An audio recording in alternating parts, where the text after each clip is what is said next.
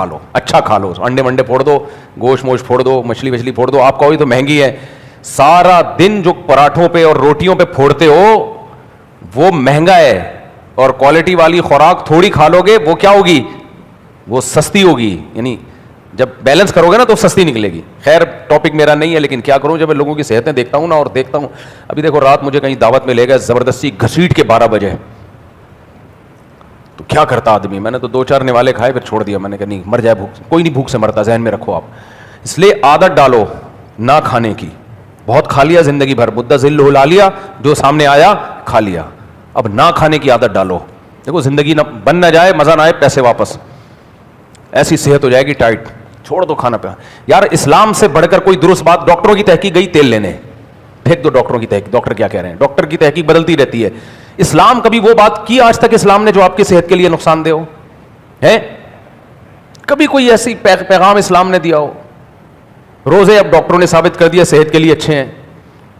کوئی ایسا کام اسلام, نماز سے صحت بنتی ہے, نقصان ہوتا ہے صحت کو؟ بولتے کیوں نہیں, بولو جلدی جلدی, تاکہ میں ٹاپک کی طرح ہوں. یہ ٹاپک جو بیچ میں نے ڈال دیا ہے, یہ اس سے ہٹوں میں جلدی سے. مجھے بھی طبیعت پہ ایک بوجھ ہوتا ہے موضوع سے ہٹ کے بات کرنے کا, لیکن وہ بہت ضروری بات ہوتی ہے, وہ پارسل کرنی پڑتی ہے. تو اسلام کی جتنی باتیں ہیں, کوئی ایک بات بتاؤ جو صحت کے لیے نقصان دہ بات کی ہو اسلام نے. اسلام کہتا ہے رات جلدی سو, صبح جلدی اٹھو, صحت کو نقصان ہے یا فائدہ ہے اس سے؟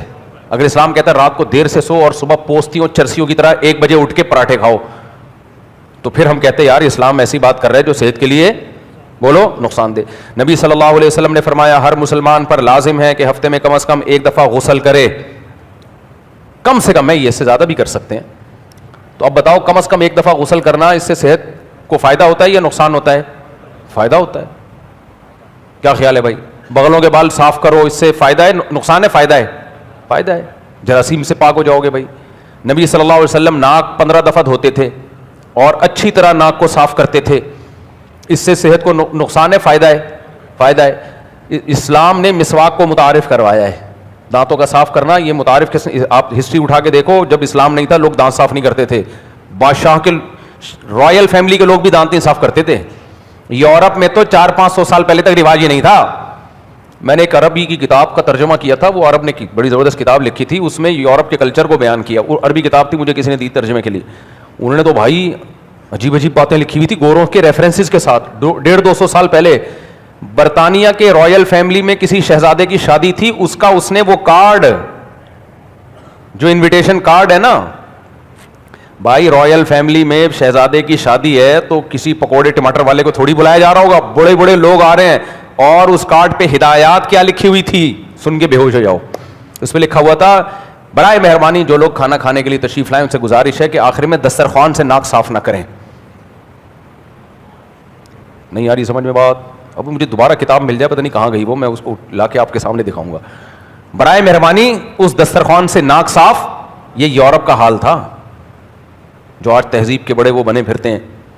اور اس میں بھی لکھا تھا کھانے کے بعد اسی پلیٹ میں نہ تھوکیے, انگلش میں لکھا ہوا تھا کائنڈلی کھانے کے بعد اس پلیٹ میں نہ تھوکیے. اور پتہ ہے جب خلافت عثمانیہ کے بادشاہ کے پاس یہ برٹش کے اور یورپ کے بادشاہ اور شہزادے آیا کرتے تھے, یا ان کی ملکہ ہماری ملکہ سے ملنے آتی تھی, تو ایسا ہی نہیں اس کو اجازت تھی کہ آ کے آپ محل میں آ جائیں. اس کو پہلے سروس اسٹیشن لے جا کے نہلوایا جاتا تھا, کیونکہ اس میں بادشاہ کو اتنی اسمیل آتی تھی ان لوگوں سے, اور ملکہ کو وہ کہتے تھے نہیں بھائی پہلے ان کو کہاں لے کے جاؤ, نہلانا نہیں, سروس اسٹیشن.